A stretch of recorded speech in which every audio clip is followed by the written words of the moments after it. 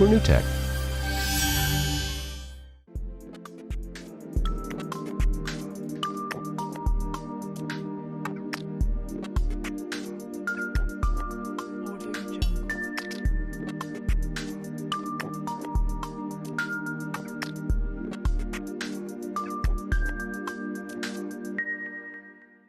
Audio Jungle.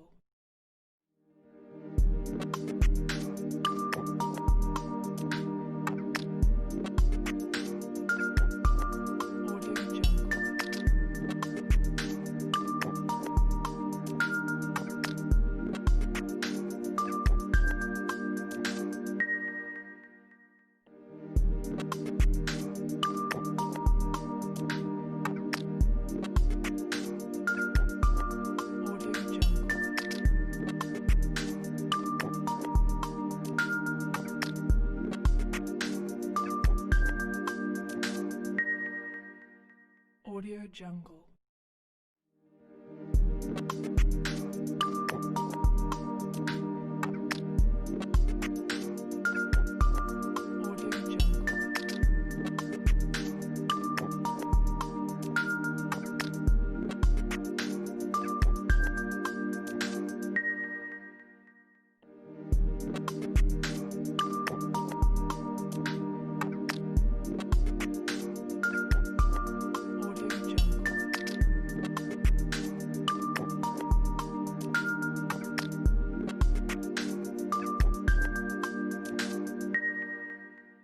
Audio Jungle.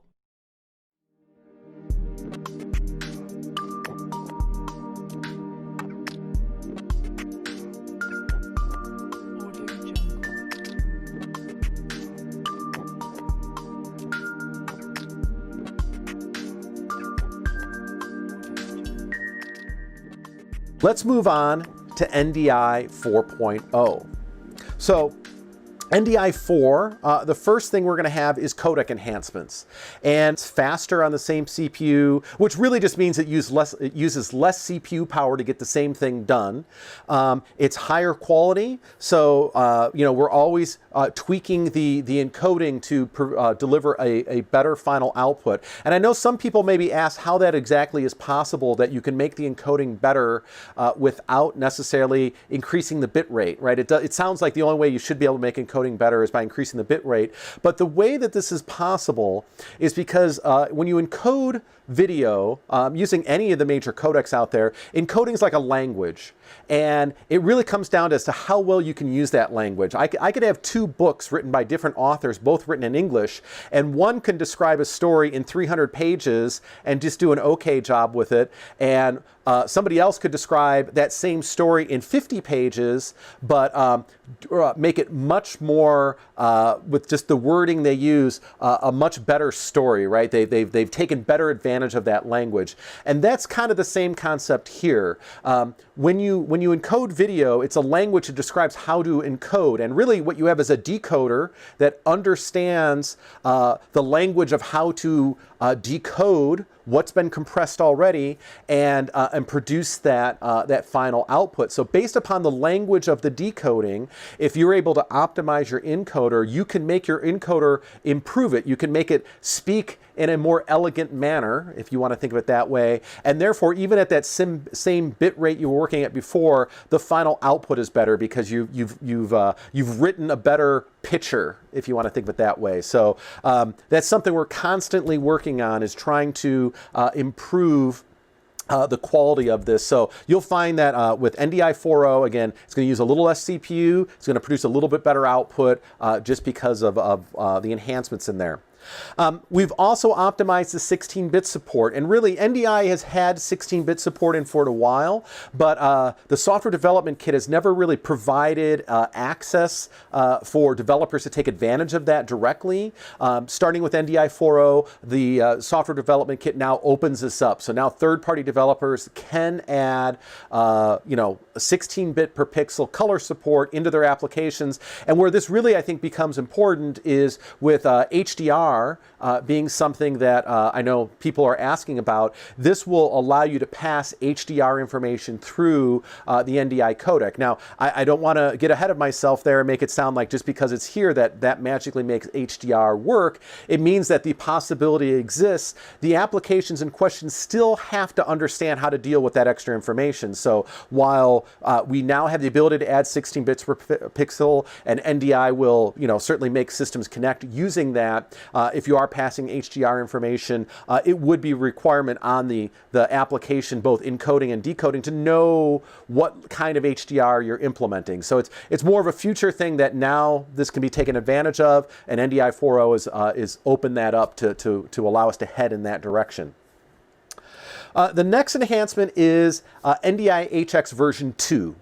And so NDI HX version 2 adds a few new things to the system. The first is it's fully integrated, which means that no longer is an HX driver needed to be installed for an HX version 2 device to operate with NDI. It will just show up like any other device, just automatically, which is really nice. It also does improve the protocol a bit with up to 8 channels of audio support. It's improved the resilience of the error correction to make it a little bit better as well. So that's some nice enhancements there. But I also do want to make one comment on this, because I think there is one part that can be a little you would assume this is the case, but I want to make sure that you understand this also clearly as well. HX version 2 does require devices that have HX version 2 firmware on them. And so a current product today that is NDI HX, or as we're going to retroactively call HX version 1, does not automatically mean it's an HX version 2 device. It doesn't mean it can't become an HX version 2 device. With a firmware upgrade, it is possible that that could be done, but it is not an automatic thing. So for HX version 1 devices, they will still operate as they do today. They will still need the driver to be installed, right? So if you're using Sparks or PTZ cameras or Panasonic or PTZ optics or any of the cameras that are NDI HX today, nothing really to day one is going to change out of those.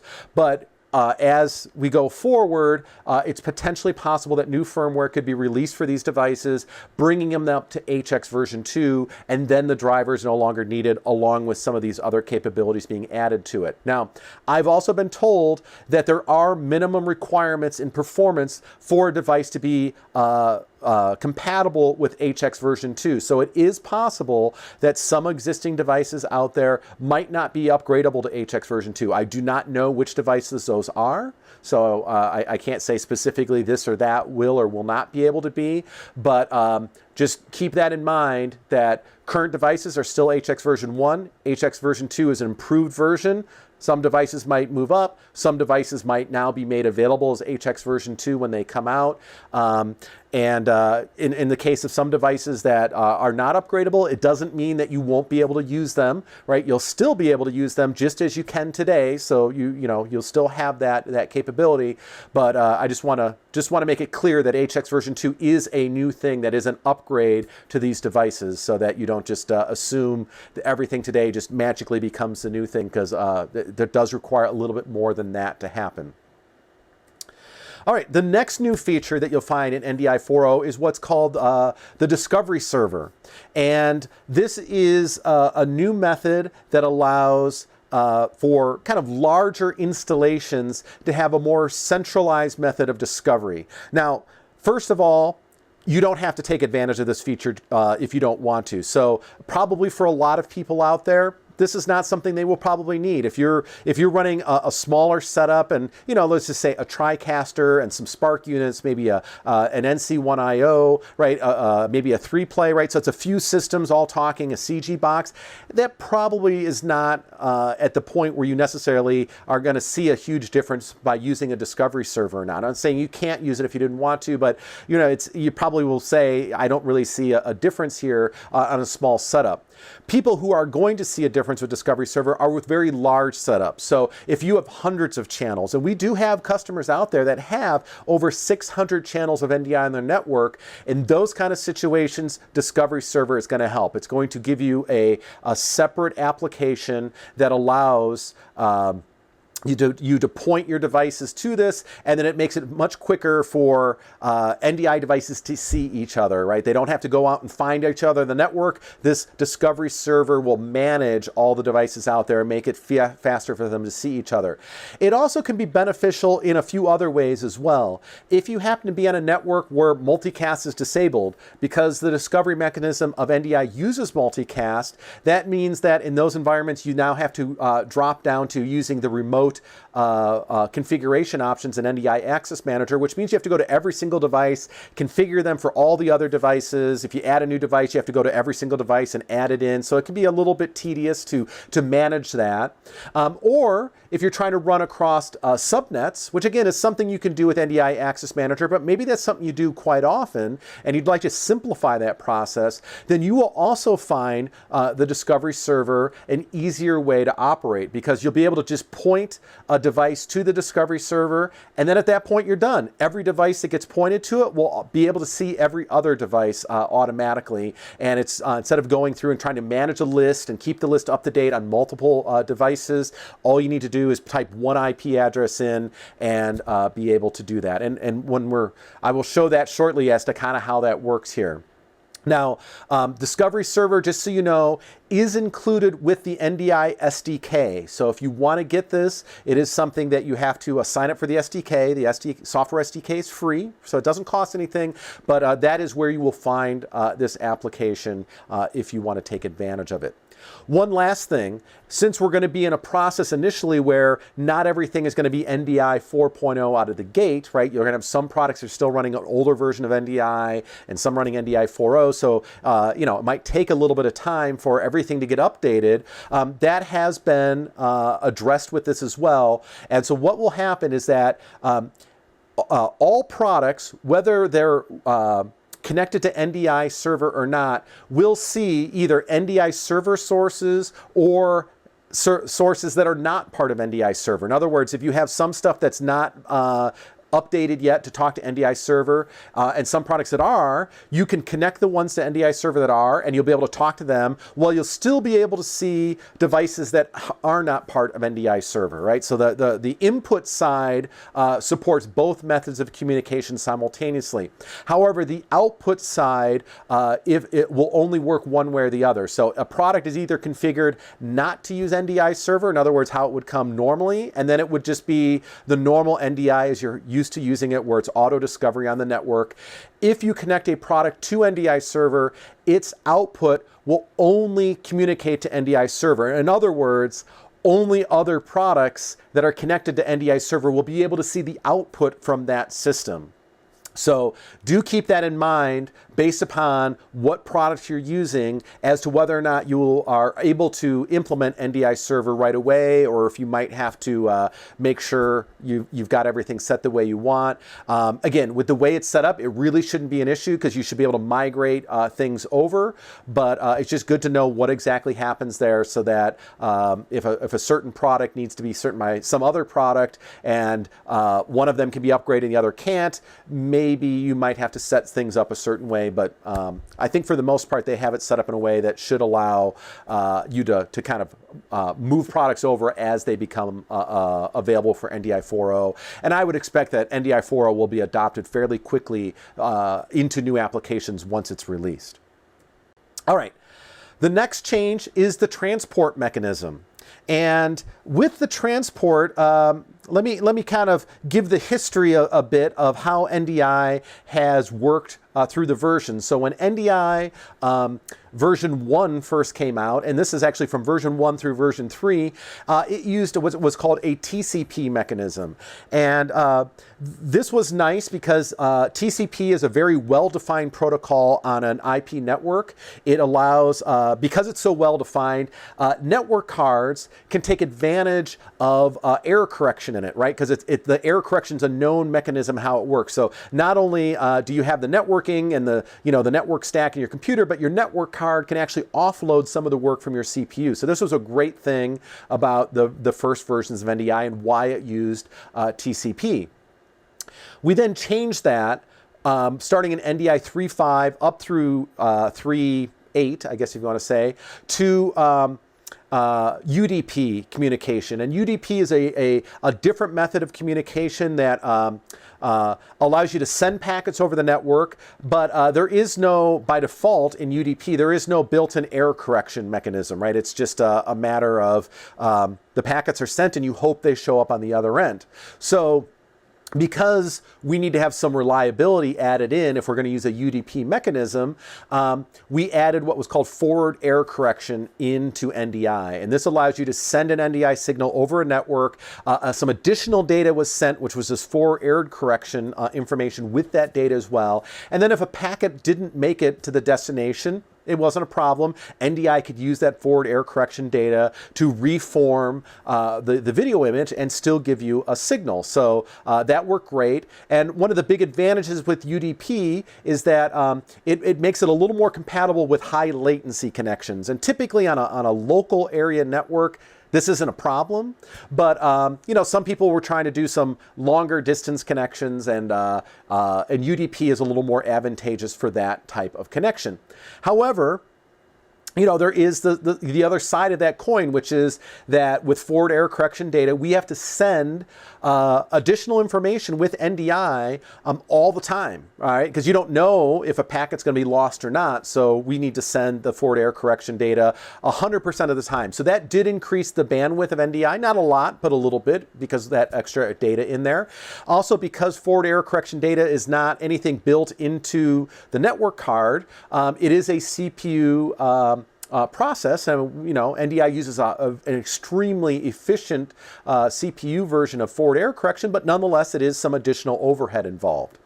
So one of the things was, is there a way that we could kind of get the advantages of both? We want the advantages that TCP brought, which is some of the error correction that's built right into the TCP protocol, hardware accelerated, the network adapter, not having to send this extra data unless it's needed, right? Is there a way we could have that while also offering some of the advantages that UDP offers, which one of the other ones I forgot to mention is also better support for working across multiple network interfaces, right? Is there a way that we can offer some of each?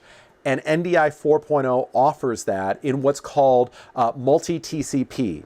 And so what this basically means is that we will take multiple network adapters and create multiple connections through the multiple adapters to the targets on the other end, which could also have multiple network adapters. And these connections will be kind of like crisscrossed in every way so that you've got every adapter having a connection to every other adapter on the other end, all right? I'm just trying to explain it here.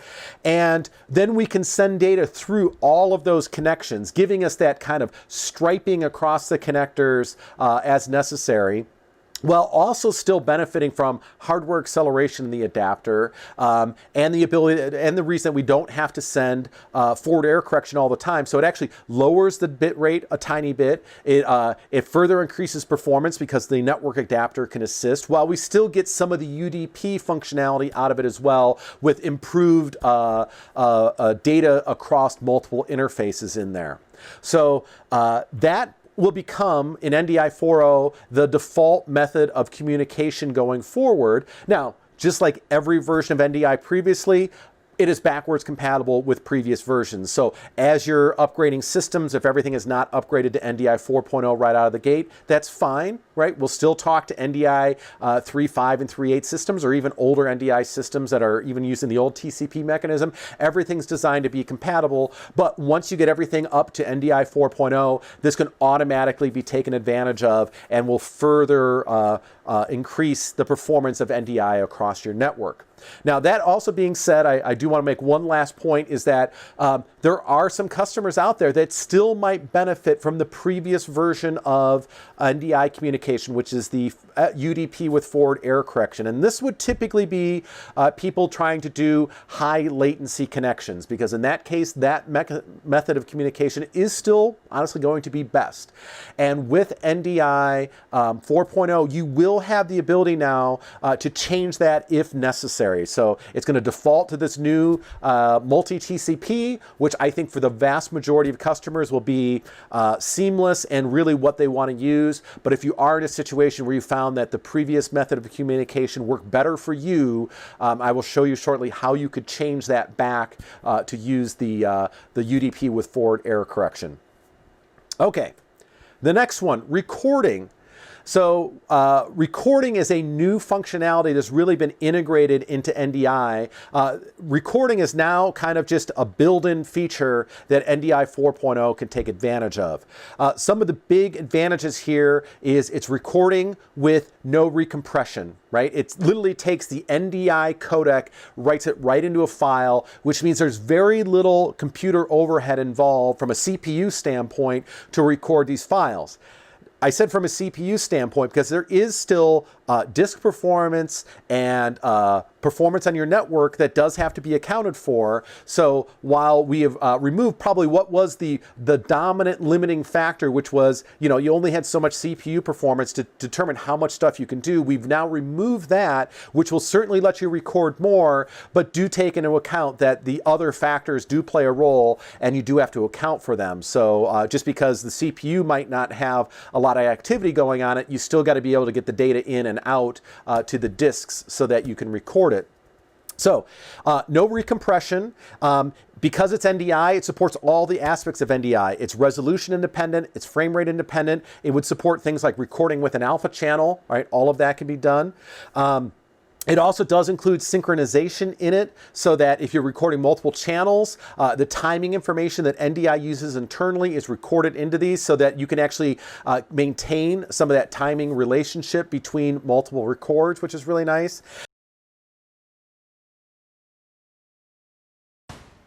TriCaster 2 Elite gives you better than broadcast features to produce your very own live show. It blends superior production tools and IP workflows like no other. Plug in 8 hardware inputs and the ability to bring in up to 32 total live video sources for cameras, computers, gaming systems, and so much more. TriCaster 2 Elite allows you to switch between all these sources using built-in or custom animated transitions. With 8 hardware outputs, along with an additional 8 network outputs, you can route video sources to all kinds of devices like monitors, video walls, projectors, and more. No matter the shape or size of your video, TriCaster's uncompromising flexibility can combine multiple aspect ratios and resolutions up to 4K 60p and mixes them together to create your show. Take a simple green screen setup like this and quickly key out the background to use your shot into virtual sets or use them as a video source to layer on top of your video using downstream keyers. It also gives you the ability to bring in everything from names to titles to real-time data using dynamic animated titling tools and layer them directly into your broadcast. With 4 DDR media players, you can play back pre-produced video segments directly into your production. You can also mix, route, and even process various audio signals using the TriCaster 2 Elite's built-in mixing tools. Bring in guests from anywhere on the planet using the new Live Call Connect feature using Skype, Microsoft Teams, Zoom, and many more. Create your script in Microsoft Word, add some simple text-based commands, and TriCaster 2 Elite can send your script out as a teleprompter-ready video signal and have the script run the show for you. Record a master recording of your show and record individual channels for post-production, instant replay, and more using powerful ISO recording tools. TriCaster's live streaming engine makes it easy to connect to your favorite content delivery network to deliver multiple feeds to audiences all around the world. TriCaster 2 Elite, setting new standards in how video is made and seen. TriCaster 2 Elite gives you the ability to use virtually any video conferencing tool like Skype, Microsoft Teams, Zoom, and many more, and bring them together into your show with Live Call Connect. Live Call Connect allows remote contributors to be brought in as individual sources. Those sources can then be used just like any other video source connected to a production switcher without having to worry about frame rates or resolutions. Remote guests can join your show using any device. Once they are connected, the TriCaster 2 Elite can take their video source and mix them into professional layouts with graphics, titles, and animations. In today's rapidly changing production environments, Live Call Connect gives content creators the tools to create their shows that are better than broadcast.